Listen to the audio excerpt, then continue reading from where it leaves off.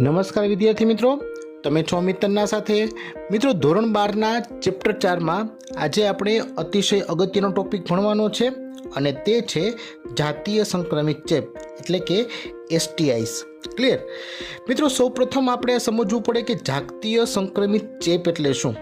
તો મિત્રો, એવો ચેપ અથવા રોગ કે જે જાતીય સમાગમ દ્વારા સંક્રમિત થતો હોય, આવા રોગને સામૂહિક રીતે જાતીય સંક્રમિત ચેપ એટલે કે STIs, સેક્સ્યુઅલી ટ્રાન્સમિટેડ ઇન્ફેક્શન્સ, અથવા તો પ્રજનન માર્ગના ચેપ એટલે કે RTIs, રિપ્રોડક્ટિવ ટ્રેક્ટ ઇન્ફેક્શન્સ, અથવા તો સમાગમને લગતા રોગ પણ કહે છે એટલે કે વેનરલ ડિસીઝીસ તરીકે પણ ઓળખવામાં આવે છે. મિત્રો, ઘણી વખત તેને STD પણ કહે છે એટલે કે સેક્સ્યુઅલી ટ્રાન્સમિટેડ ડિસીઝીસ તરીકે પણ ઓળખવામાં આવે છે. મિત્રો, આ દરેક નામ છે એ એક જ સૂચવે છે કે જાતીય સમાગમ દ્વારા આ રોગો સંક્રમિત થતા હોય છે. ક્લિયર? માટે વિકલ્પ માટે આ ફૂલ ફોર્મ્સ યાદ રાખવા.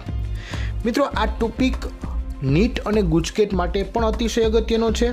ટેક્સ્ટ બુક કરતાં થોડી વધારાની માહિતી આ વિડીયોમાં આપેલ છે, જેને કારણે નીટ અને ગુજકેટમાં પૂછાતા MCQ માટે તમને મદદ મળી શકે. ક્લિયર? તો મિત્રો, વાત થઈ જાતીય સંક્રમિત ચેપની વ્યાખ્યાની. આગળ વાત કરતા જઈએ તો અહીં ચોક્કસ રોગો વિશેની માહિતી તમને આપું છું. દાખલા તરીકે ગોનોરિયા, સિફિલિસ, ક્લેમાડિયાસિસ, ટ્રાઇકોમોનિયાસિસ, જનનાંગીય હર્પીસ, હિપેટાઇટિસ B, એઇડ્સ અને જનનાંગીય મસા.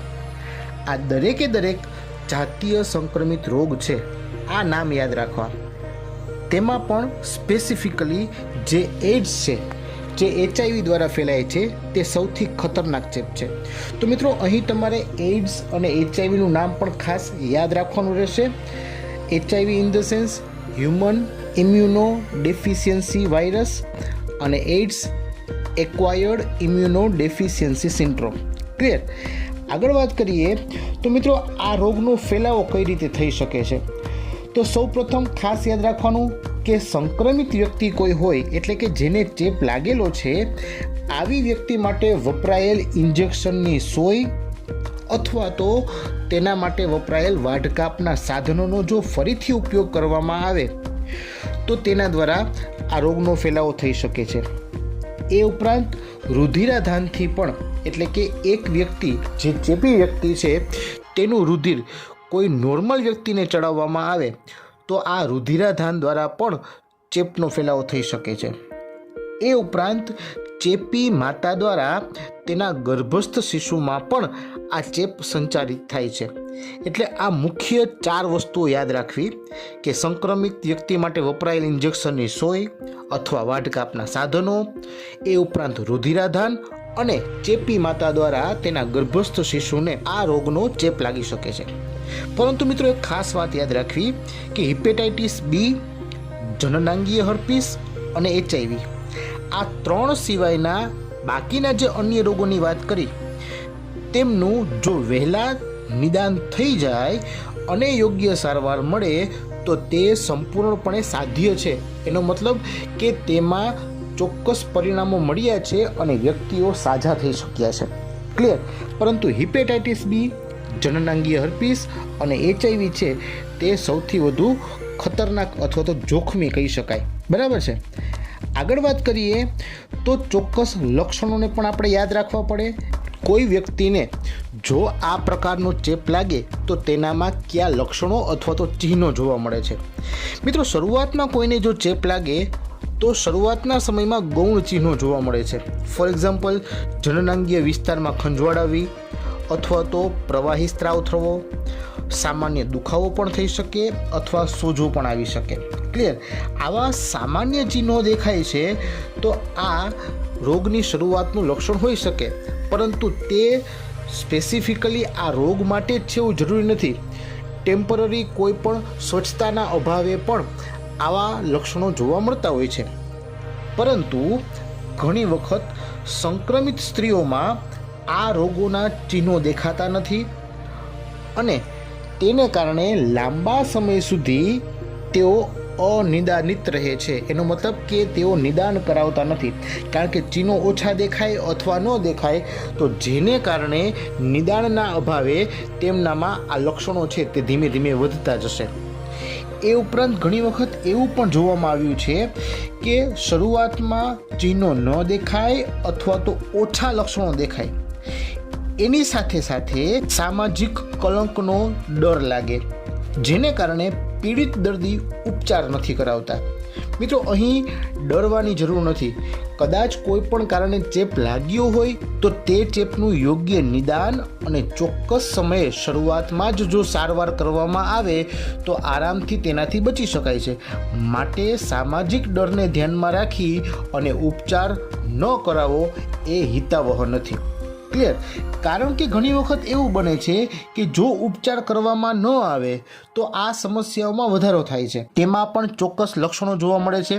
દાખલા તરીકે નિતંબની બળતરાના રોગો, જેને PID તરીકે ઓળખવામાં આવે છે. મિત્રો, એનું પણ ફૂલ ફોર્મ યાદ રાખજો, પેલ્વિક ઇન્ફ્લેમેટરી ડિસીઝીસ, PID. ત્યારબાદ ગર્ભપાત પણ થઈ શકે અથવા તો મૃત બાળકનો જન્મ પણ થાય. એ ઉપરાંત ચેપી વ્યક્તિ છે એમાં જો લક્ષણો વધી ગયા હોય તો ગર્ભાશયની બહાર અંડવાહિનીમાં પણ ગર્ભધારણ થવાની શક્યતાઓ રહેતી હોય છે, જેને એક્ટોપિક પ્રેગ્નન્સીસ તરીકે ઓળખવામાં આવે છે. એ ઉપરાંત અફળદ્રુપતા પણ થઈ શકે અથવા પ્રજનન માર્ગનું કેન્સર પણ થઈ શકે. તો મિત્રો, આવા ચિહ્નો જો શરૂઆતમાં કોઈને દેખાય તો સામાજિક ડરના અભાવે અથવા તો કોઈ પણ સંકોચને કારણે નિદાન કે ઉપચાર ન કરાવીએ તો ભવિષ્યમાં સમસ્યામાં વધારો થાય છે. ક્લિયર? માટે સમય જતાં તેનું ચોક્કસ નિદાન અને ઉપચાર થાય તે જરૂરી છે. ક્લિયર? મિત્રો, આમ જોઈએ ને તો આ STI છે એ સમાજ માટે મોટો ખતરો છે. એટલા માટે આવા રોગોની શરૂઆતની અવસ્થામાં જ જો નિવારણ અથવા નિદાન અને સારવાર કરવામાં આવે તો સારી સફળતા પ્રાપ્ત થાય છે. અને એટલા માટે જ પ્રજનન સ્વાસ્થ્ય સંભાળ કાર્યક્રમો જે ચાલે છે તેમાં આ બાબતને પ્રાથમિકતા આપવામાં આવે છે. એ ઉપરાંત મિત્રો, એ પણ યાદ રાખવાનું છે કે આ જે ચોક્કસ STI છે તે 15 થી 24 વર્ષોની વય જૂથના વ્યક્તિઓમાં વધુ દેખાય છે. એટલે કે STIનું વધુ પ્રમાણ કઈ વય જૂથમાં જોવા મળે એવું પ્રશ્ન પૂછે તો 15 થી 24 વર્ષ એ ચોક્કસ ઉત્તર થઈ શકે. ક્લિયર? તો મિત્રો, આ વાત થઈ તેના ચોક્કસ લક્ષણો કે ચિહ્નોની. હવે વાત કરીએ આવા સંક્રમિત ચેપ એટલે કે STI છે એને અટકાવવાના ઉપાયોની. તો મિત્રો, સૌથી અગત્યની વાત કે અજાણ્યા સાથી અથવા તો એક કરતાં વધુ સાથી, ઘણા સાથી, તેમની સાથે જાતીય સમાગમ ટાળવો. એ ઉપરાંત સમાગમ દરમિયાન નિરોધનો ઉપયોગ કરવો. મિત્રો, આપણે અગાઉના વિડીયોમાં પણ વાત કરેલ છે કે જે નિરોધ એટલે કે જે કોન્ડમ છે તે માત્ર ને માત્ર ગર્ભ નિરોધક તરીકે કાર્ય નથી કરતું, પરંતુ તેની સાથે સાથે આવા ચેપને અટકાવવાનું પણ કાર્ય કરે છે. ક્લિયર? માટે સમાગમ દરમિયાન નિરોધનો ઉપયોગ કરવો. એ ઉપરાંત જ્યારે કોઈ આવા ચેપની શંકા હોય તો તેવી શંકાના કિસ્સામાં પ્રારંભિક નિદાન કરાવવું અને જો ચેપની માહિતી મળે તો સંપૂર્ણ સારવાર માટે યોગ્ય ડૉક્ટર પાસે જવું. તેમાં સંકોચ કરવો નહીં અથવા કોઈ ડરનો ભાવ રાખવો નહીં. ક્લિયર?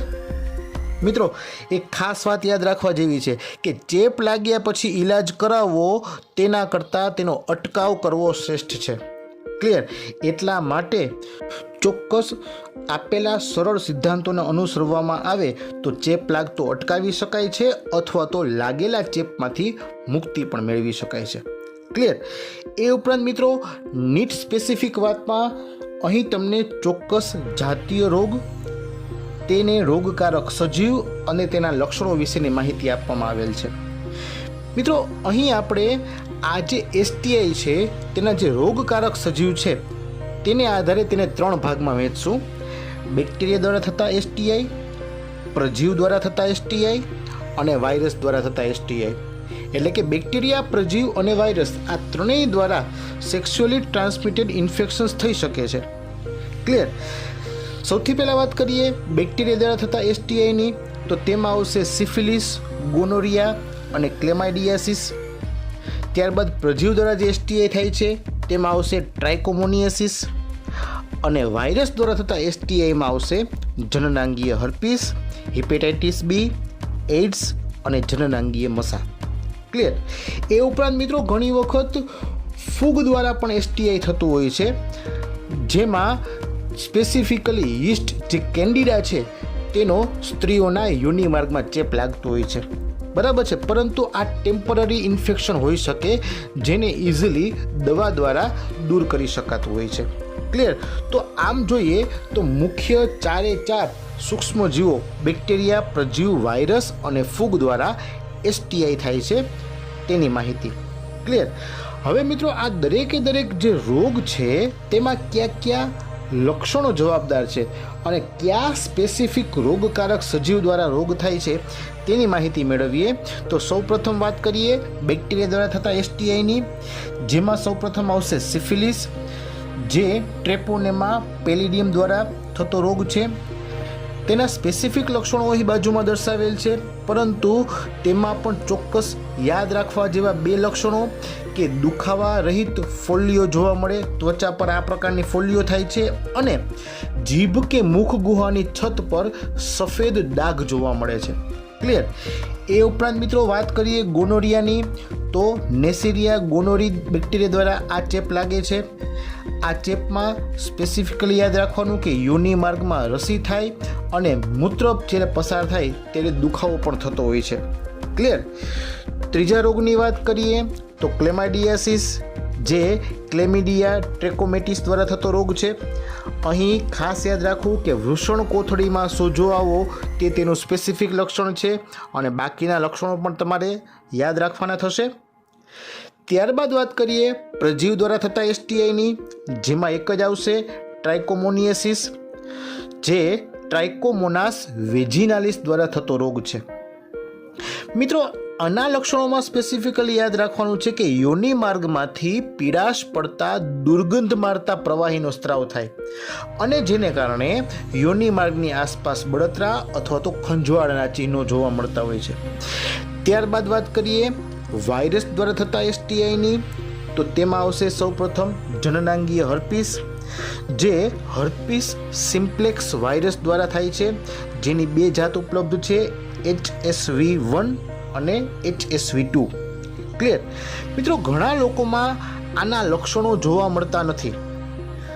ઘણી વખત સામાન્ય લક્ષણો પણ જોવા મળે છે, અને ઘણી વખત સ્પેસિફિક લક્ષણની વાત કરીએ તો જનનાંગ કે મળદ્વાર વિસ્તારની આસપાસ પ્રવાહી ભરેલી ફોલ્લીઓ જોવા મળે છે. ક્લિયર. તો આવા સ્પેસિફિક લક્ષણોને યાદ રાખવાના રહેશે. મિત્રો અહીં તમને જે સ્પેસિફિક લક્ષણો કહું છું એ તમારે MCQ માટે તૈયાર કરવાના રહેશે. તેને આધારે આ લક્ષણ છે તે પ્રશ્ન તરીકે પૂછાય, અને તમારે રોગકારક સજીવનું નામ અથવા તો રોગનું નામ છે તે ઉત્તરમાં આપવાનું રહે છે. બરાબર છે. ત્યારબાદ વાત કરીએ હિપેટાઇટિસ બીની, તો હિપેટાઇટિસ બી જે વાયરસ છે એટલે કે HBV, તેના દ્વારા આ રોગ ફેલાય છે. અહીં તમારે ખાસ યાદ રાખવાનું છે કે હિપેટાઇટિસ જે છે તે યકૃત ઉપર સોજો આવવો અથવા તો યકૃતને લગતો રોગ થઈ શકે. બરાબર. જેને કારણે ઉદરની ઉપર જમણી બાજુ એટલે કે યકૃતના ભાગમાં દુખાવો થઈ શકે, અને પીળીઓ જે તાવ આવે છે, જે કમળો દેખાય છે, એની પણ અસર જોવા મળે છે. ત્યારબાદ અતિ અગત્યનું એઇડ્સ, જેના માટે જવાબદાર છે HIV હ્યુમન ઇમ્યુનોડેફિશિયન્સી વાયરસ. મિત્રો આ રોગની લાક્ષણિકતા છે કે આ રોગમાં વ્યક્તિની રોગ પ્રતિકારકતા ઓછી થાય છે. ક્લિયર. વજનમાં ઝડપી ઘટાડો થાય છે. મિત્રો આ એટલા માટે છે કારણ કે અહીં જ્યારે HIV શરીરમાં દાખલ થાય છે ત્યારે તે શરીરની રોગ પ્રતિકારક સિસ્ટમ પર જ એટલે કે ઇમ્યુન સિસ્ટમ પર જ એની ઇફેક્ટ કરે છે, અને તેને કારણે વ્યક્તિ છે તે લડવા સક્ષમ રહેતો નથી. ક્લિયર.